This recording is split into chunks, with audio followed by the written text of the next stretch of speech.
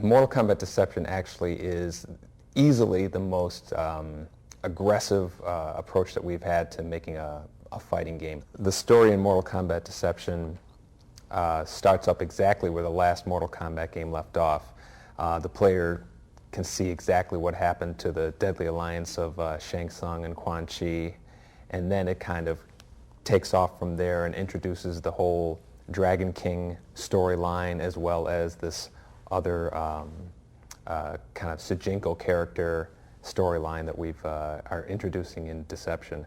Online play is probably one of the most exciting features that we've added to Mortal Kombat Deception. Since the arcades have kind of died down over the years, bringing Mortal Kombat online really kind of recreates that whole experience where you're able to go online, play against people that you don't know, see how your skills compared to them.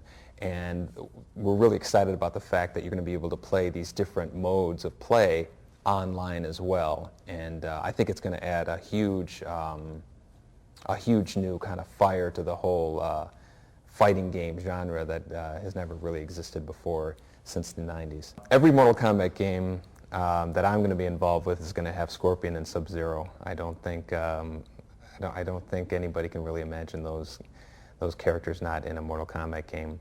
But since we have so many characters from the previous games, we're doing a lot to introduce some of the classics that haven't been seen for 8 years. Characters like Nightwolf, Sindel, and as well as some of the favorites from Deadly Alliance like Blind Kenshi and Boraicho. A lot of this game, a lot of Mortal Kombat Deception is the result of feedback that we've gotten from players, and they wanted to see certain characters return, they wanted to see certain features return, and a lot of it is kind of like our response to those requests. Every Mortal Kombat game has introduced some characters to the whole mix, and seeing as we've been around making Mortal Kombat games for 12 years, we have a cast of over 40, maybe 50 characters that we can pick from. The main thing we've done in terms of getting more realistic characters is we've done a lot of research and work on enhancing our graphics engine since Mortal Kombat Deadly Alliance.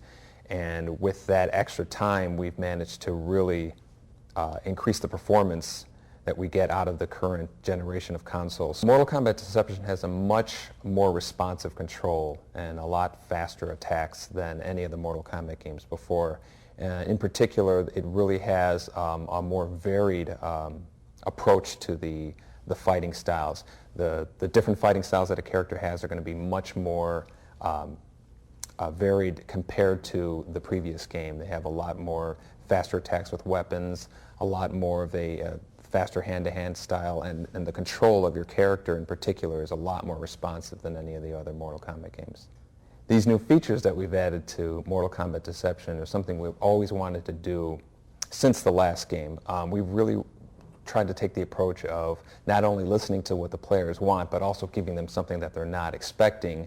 And really nobody in the industry is really expecting us to do something like this. The natural progression of a fighting game is usually focusing in on just the mechanics of fighting. We've done that, but we've also really tried to take massive steps in terms of just improving the entire experience of playing Mortal Kombat. Fatalities have always been a very popular feature in the Mortal Kombat games, and this is another area where we've really listened to the players that have given us response.